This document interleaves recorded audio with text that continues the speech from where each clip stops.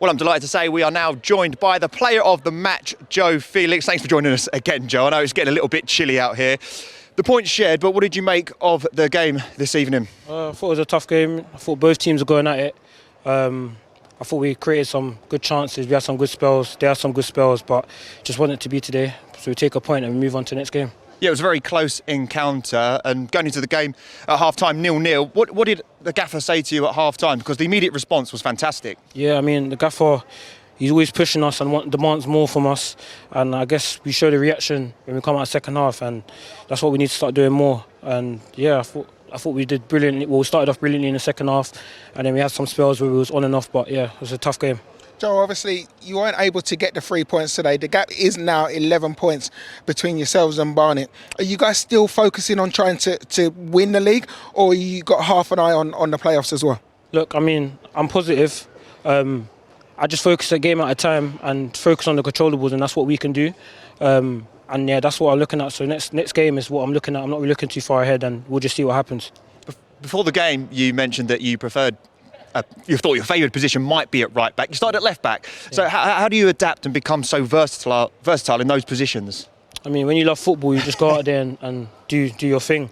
I'm just grateful to even be on the pitch, to be honest, and I'm just happy to play a part for the team and work as hard as I can. Yeah, we can have a look at some of your highlights from the first half. They were getting a lot of success down the left-hand side, but they didn't get much down your side, Joe. You was tasked with keeping, probably their biggest danger man, Carl McAllister, the quiet, and especially in that first half, you've got to say you probably came out on top in that game. Yeah, I thought it was a good battle. I like 1v1 battles, to be honest. So I wanted him to get the ball to try to get past me. I know my strengths and I know what I'm capable of doing, and I'm confident. So I knew that I'll come on top.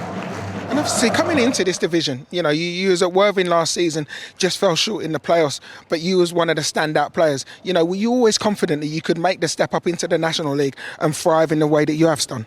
Yeah, I mean, I believe in myself, even when I was playing step 3 at my lowest level. So I was just confident. All I needed was a chance and a platform, and I'm just grateful that I got an opportunity here to play and to show everyone what I'm capable of doing. And I never stopped believing in myself, and I'm going to keep going and pushing on. What has been the biggest difference from playing in Step 2 to now playing at Step 1 in the National League? I mean, last year I was working. I wasn't full time, so it was a difficult, obviously, time transition, as in terms of training in the evenings and stuff. But now training every morning, it's a lot different. You have to look after your body more and eat the right things and stuff. And I'm just learning new things every day.